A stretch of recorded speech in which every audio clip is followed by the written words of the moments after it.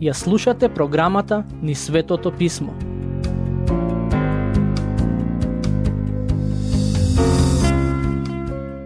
Драги пријатели, добре дојдовте на уште едно проучување на Евангелието според Матеј. Пред да навлеземе во Евангелието, сакам да кажам неколку воведни зборови за него. Прегледот, што го спомнав минатиот пат, беше многу општ и краток, и затоа денес сакам да го надополнам со уште неколку мисли. Ова Евангелие во некои аспекти е слично на првата книга од Библијата, книгата Битие. Би рекол дека овие две книги се клучни во Библијата и треба на правилен начин да им пристапиме. Ако сакаме да се запознаеме со пораката на Библијата, треба добро да се запознаеме со овие две книги. Во овие проучувања ќе ви давам предлог наслов за секоја од главите на Евангелието. Некогаш на моите студенти им велам, наместо да броите овци навечер пред спиење, размислувајте за Евангелието според Матеј. Обидете се да се сетите која е главната тема на глава 1, која е главната тема на глава 2 и така натаму. Некои проповедници велат, немој да броиш овци пред спиење, наместо тоа разговарај со пастирот. Немам ништо против молитвата, се разбира, но оваа книга многу добро ни помага да се запознаеме со Господ Исус Христос, нашиот пастир. И многу е поважно да го слушнеме неговиот збор и што тој има да ни каже, отколку ние да му зборуваме. Мислам дека тој има многу повеќе што да ми каже во споредба со тоа што јас сакам да му го кажам. Затоа е важно да се свати суштината на Евангелието според Матеј, бидејќи ако ја промашите суштината, нема да го разберете. Денес ќе почнеме со обработка на глава 1, со исклучително важниот почеток на Евангелието. Во глава 1 е запишано родословието на Господ Исус како и неговото раѓање.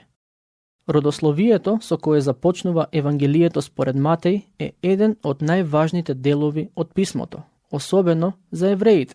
Но, пред да почнеме, сакам да му се помолиме на Бог и да побараме тој да не благослови. Небесен Татко, помогни ни да го разбереме Твојот збор денес. И помогни ни да го разбереме оној кој е главната тема во оваа книга. Помогни ни да сватиме дека Исус Христос е Господ и Спасител. Во Стариот Завет праведниот Јов посака да те пронајде, а во Новиот Филип рече, го пронајдовме Месијата. По Твојата милост бараме тоа да биде нашето искуство, да го најдеме Христос на страниците на писмото. Во Неговото име ги бараме овие нешта. Амин. Матеј 1. Родословието на Исус Христос и неговото раѓање. Ако го читате Евангелието, не можете а да не забележите дека започнува со родословие. Неговото родословие е поделено на 3 дела, од Авраам до Давид, од Соломон до Вавилонското робство и од Вавилонското робство до Јосиф, таткото на Исус. Морам да признам дека на моменти овие родословија од Библијата не изгледаат баш интересни за читање, но сепак се многу важни. Кога ја проучувавме првата книга од Библијата, Битие или Создавање, зборував за тоа колку се важни семејствата во Светото Писмо. И еве, и првата книга од Новиот Завет започнува со родословие. Мислам дека ако на некого му кажеме да почне да го чита Новиот Завет и да почне од самиот почеток, читањето нема да му биде многу интересно, токму поради родословието. Еден мој пријател, кој низ својот живот има поделено илјадници Библии на воени лица, еднаш ми кажа: многу пати ми се случило на воените лица да им дадам Нов Завет, да го отворат на почетокот, да читаат 1-2 минути и да ми го вратат велејки: ова не е за мене. Не велам дека родословието не треба да се чита, туку само сакам да кажам дека Евангелијата на Марко, Лука и Јован многу подобро го привлекуваат вниманието уште од самиот почеток. Тоа е една од причините поради кои сметам дека треба да бидеме мудри кога разговараме со луѓето кои никогаш не ја прочитале Библијата, а сакаат да почнат да го прават тоа.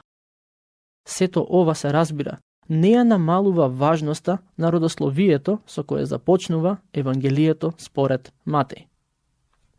Вистинитоста на целиот Нов Завет зависи од точноста на ова родословие. Во него Матеј аргументира дека Господ Исус е потомок на Авраам, но и на царот Давид. Двете личности се многу важни. Ако е потомок на Авраам, тоа значи дека е израелец, а ако е потомок на Давид, тоа значи дека може да владее. Ако го читате целото Свето писмо, ќе забележите дека родословијата им беа многу важни на израелците. Например, слушнете што пишува во книгата Ездра, глава 2, стих 62. Тие го бараа својот родословен запис и не го најдоа, затоа беа исклучени од свештенството. Само затоа што имињата на една група луѓе не можеа да бидат најдени во родословието на племето Леви, тие беа отстранети од свештеничката служба. Патем, ова родословие на Господ Исус Христос, со кое Матеј го започнува Евангелието, беше информација која во тоа време можеше да се провери дали е вистинита. Интересно е тоа што низ вековите многумина се обидоа да го нападнат Господ Исус Христос во однос на неговите поуки, неговата природа, неговата смрт и воскресение и слично. Но никој досега не се осудил да го оспори неговото родословие. Причината е едноставна. Вистинитоста на родословието може да се провери. Сигурен сум дека многумина ја провериле и дошле до заклучокот дека информацијата што Матеј ја споделува е точна. Ова е важно бидејќи го става Исус во многу уникатна позиција. Ова е многу важно бидејќи го става Исус во многу уникатна позиција. Во една од неговите поуки, тој вели дека е пастирот и дека како вистински пастир влегува низ вратата на трлото, а оние што се наемници и кратци се прекачуваат преку оградата за да влезат во трлото. Трлото првично се однесува на израелскиот народ и поради тоа што тој е потомок на Давид и Авраам, тој е всушност пастирот кој помеѓу народот влегува низ вратата. Тој всушност е пастирот на израелскиот народ, оној за кого пророкуваа пророците векови наназад. Господ Исус е исполнувањето на сите пророштва за Месијата, и тоа е она што Матеј сака израелците, а и ние, да го сватиме на почетокот. Исус Христос е исполнувањето на Стариот Завет. Во оваа глава Матеј го дава извештајот за девственото зачнување и раѓање на Господ Исус Христос. Има луѓе кои не веруваат дека Исус можел да се роди од девица, и со таквите, искрено, нема многу што да се дебатира. Она што е важно е свештениците во црквата да веруваат во девственото зачнување и раѓање. Ако тие не веруваат во ова чудо, тогаш подобро им е да си најдат некоја друга професија. Иако не сакам да дебатирам со луѓе што велат дека Исус не се родил од девица, сепак сакам да аргументирам со оние што сметаат дека во Библијата не се поучува чудесното и девствено зачнување и раѓање. Тоа на вистина не можам да го разберам. Едно е да кажете, не верувам дека човек може да се роди од девица. Но сосема е друго да кажете, Библијата не учи дека Исус се родил од девица. Едноставно е, почнете да ја читате Библијата и ќе видите дека во неа многу јасно пишува дека Исус беше зачнат преку Светиот Дух, а не преку маж. Кога некој ќе рече дека тоа го нема во Библијата, мене ми кажува дека таквата личност живее во незнаење. Но, ајде да се вратиме на родословието. Родословието во Матеј е многу важно од неколку аспекти. Иако, генерално гледано, родословијата мене лично ми се малку досадни, сепак ова ми е навистина интересно. Кога бев тинејџер, некаде помеѓу 16 и 18 години, присуствував на една тинејџерска и младинска конференција. За време на едно од предавањата, човекот што не поучуваше од Библијата, патем, Тој беше личност преку која Господ навистина го допре моето срце, застана пред целата група од 200 до 300 млади и не праша: колкумина од вас сте ја прочитале целата Библија во рок од 1 година? Никој не ја дигна раката. Повторно го постави прашањето и повторно никој не ја подигна раката. Потоа се обиде со поинаков пристап и не праша: колкумина од вас ја прочитале Библијата? Еден млад дечко, како со двоумење, ја крена раката и рече: јас ја имам прочитано, но само оние делови што ми се интересни. Потоа продолжи и рече: не ги читав родословијата. Сите почнаа да се смеат. Проповедникот се насмеа и одговори: искрено, и јас не ги читам родословијата. Иако беше смешен момент, си помислив: ако Светиот Дух ги инспирирал авторите на библиските книги да ги запишат родословијата, тогаш во нив мора да има нешто важно. Време е да почнеме со читање и обработка на стиховите од Евангелието според Матеј. Ова Евангелие започнува со Исусовото родословие од страната на неговиот татко Јосиф. Во Евангелието според Лука е запишано неговото родословие од страната на мајка му Марија. Слушнете што пишува Матеј. Книга за родословот на Исус Христос, син Давидов, син Авраамов. Матеј, глава 1, стих 1. Изразот книга за родословот е уникатен и нема да го најдете на ниту едно друго место во Новиот Завет. Не само тоа, туку овој израз нема да го најдете ниту во пророчките или поетските книги од Стариот Завет. Всушност, нема да го најдете во ниту една друга книга од Библијата, освен во првата, книгата Битие или Создавање. Во Библијата има само 2 стиха што ги содржат зборовите книга за родословието. Едниот е овој од Матеј, а другиот се наоѓа во книгата Создавање, глава 5, стих 1, каде пишува книга за родословието на Адам. Во минатото проучување ви кажав дека книгите Создавање и Матеј се од исклучителна важност за разбирање на целото Свето писмо. И како што можете да забележите, помеѓу нив има одредени сличности. Значи, имаме 2 така наречени книги за родословија. Родословието на Адам и родословието на Исус Христос. Сите потомци на Адам стануваат дел од човековото семејство преку раѓање. Сите ние сме потомци на Адам и со ништо не можеме да го заслужиме тоа. Но, поради гревот на Адам, сите негови потомци се духовно мртви. Тоа е трагичната страна од реалноста на човештвото. Но, тука е и книгата за родословот на Исус Христос. Како се станува дел од семејството на Исус Христос?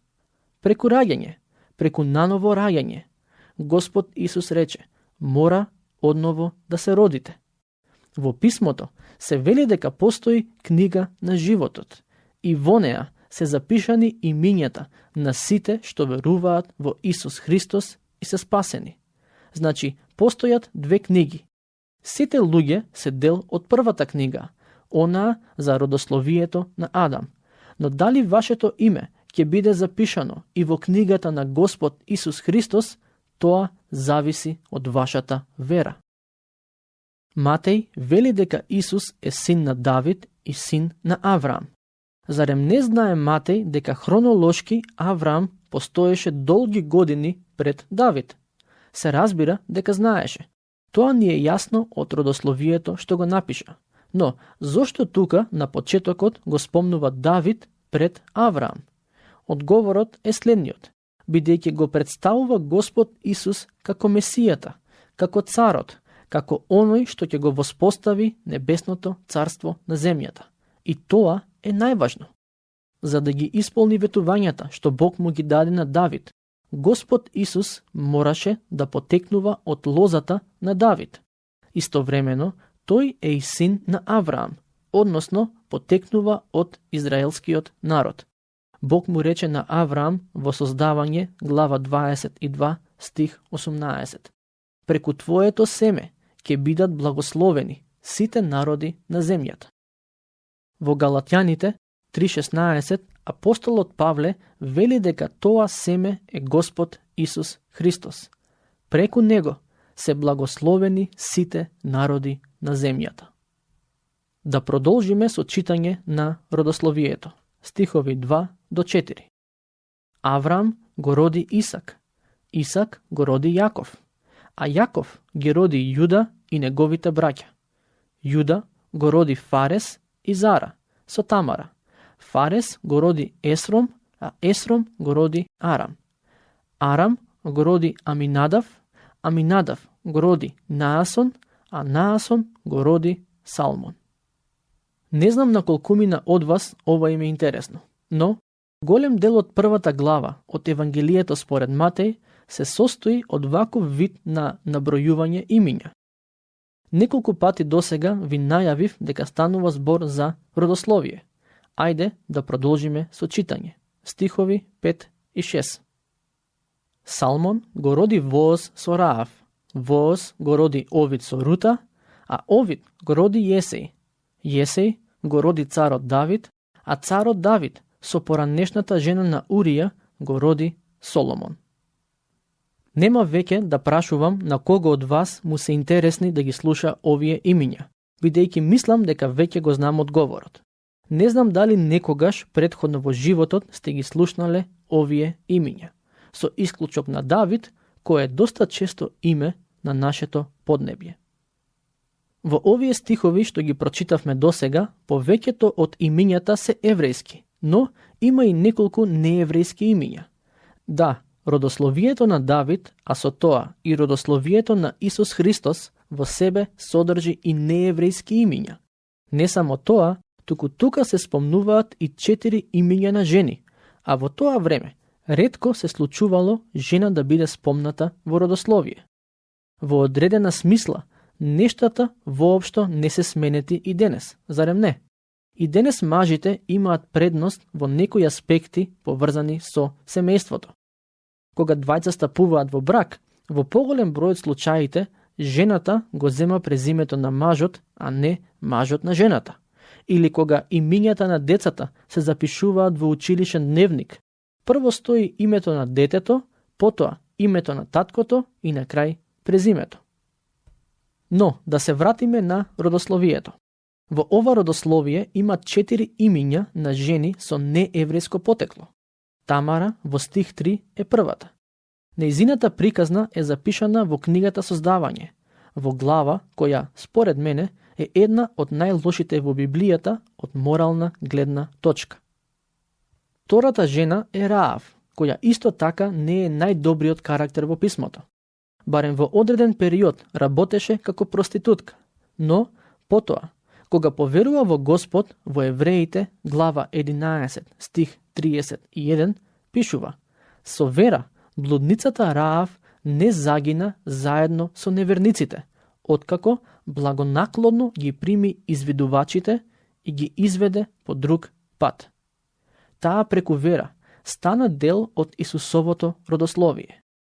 Нејзината приказна е слична со приказната на секој што станал дел од Божјото семејство. Пред да поверуваме во Господ Исус, ние бевме грешници, но откако поверувавме во Него, тој не спаси, ни даде нова природа и нова цел во животот. Следната жена со нееврејско потекло, која е спомната, е Рута. И таа беше навистина прекрасна личност. Тешко е да најдете каков било недостаток во нејзиниот карактер. Иако беше со нееврејско потекло, односно беше Моавка, сепак таа стана дел од израелскиот народ, преку бракот со Вооз, човекот што веднаш штом ја виде се влюби во неа. Не само поради нејзиниот изглед, туку и поради побожниот карактер што таа го имаше. Според мене, тоа беше како љубов на прв поглед. Некој можеби не верува во такво нешто, но јас го доживеав истото со мојата сопруга. Вооз навистина ја засака Рута, покажа грижа кон неа кога таа беше во голема потреба и, иако беше со нееврејско потекло, сепак ја прифати и ја воведе во Господовата заедница. Поради се што тој направи за неа, Рута му рече: "Зошто најдов милост во твоите очи?" Рута, глава 2, стих 10. Истото прашање треба ние да му го поставиме на Господ Исус Христос. Зошто, Господе, најдов милост во твоите очи? Не е поради нашите заслуги, во тоа можеме да бидеме сигурни, туку поради неговата добрина. Постои уште една жена во родословието на Господ Исус. Нејзиното име не е спомнато, но опишана е како поранешната жена на Урија. Многу добро знаеме која е таа. Нејзиното име е Вицавеја. Но зошто Матеј не го запишува нејзиното име? Дали поради гревот што таа го направи со Давид? Не можеме да знаеме со сигурност, но, иако беше грешна жена, сепак е дел од родословието на Господ Исус. Всушност, таа не е единствената грешна личност во ова родословие. Сите мажи и жени што се дел од родословието се грешни на еден или друг начин. Тоа е само доказ дека кога Господ сака да исползува некого за исполнување на своите цели, тој не бара совршени луѓе, бидејќи совршени луѓе не постојат. Господ действува преку грешници, што се свесни за своите гревови и живеат покајнички живот. Сакам да обрнеме внимание на уште еден важен детал во ова родословие, а тоа е фактот дека има едно име кое воопшто не е спомнато. Слушнете што пишува во стих 10 и потоа ќе ви објаснам за што станува збор. Амон го роди Јосија, Јосија го роди Јехонија. Забележавте дека тука се спомнува името Јехонија, но изоставено е името на Јехоаким.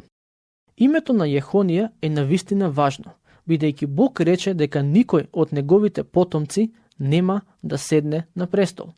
Во Еремија, глава 22, стих 24, читаме: "Се колнам во својот живот, вели Господ, да ми беше јудејскиот цар Конија, синот на Јоаким, прстен на десната рака моја, и оттаму ќе те откинам."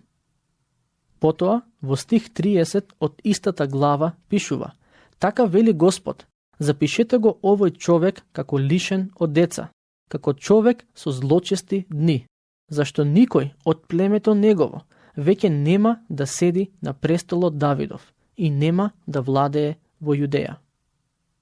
Сега се поставува прашањето: како може Бог за Јехонија да каже дека неговите потомци нема да владеат на престолот, а Јехонија е запишан како дел од родословието на Исус?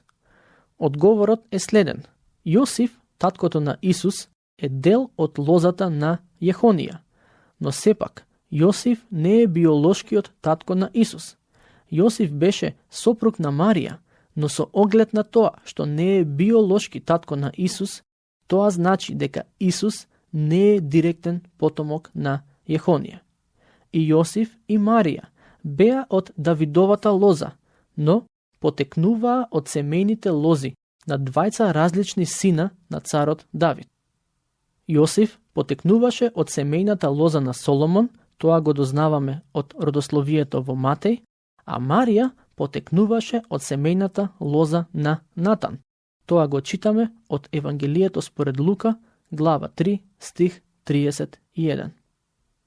Мислам дека ова е добар момент да го завршиме денешното проучување. Се надевам дека овие нешта за кои заедно размислувавме ви се од полза и ќе ви го збогатат вашето знаење за Светото Писмо. Како што можете да забележите, дури и родословијата, ако длабоко се навлезе во приказните на луѓето што се спомнати во нив, имаат поучен карактер. Следниот пат ќе продолжиме таму каде што застанавме денес. Дотогаш, Бог нека ве благослови изобилно.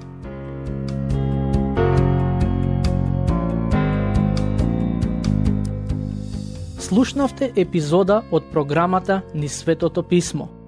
Можете да не слушате и преку мобилна апликација на нашиот YouTube канал и на подкаст платформите како што се Apple и Spotify. Ако ви се допаѓаат нашите епизоди, споделете ги и препорачајте ги на вашите пријатели. Бидете слободни да ни оставите свој коментар или да ни пишете на нашата имейл адреса nizsvetotopисmo@gmail.com.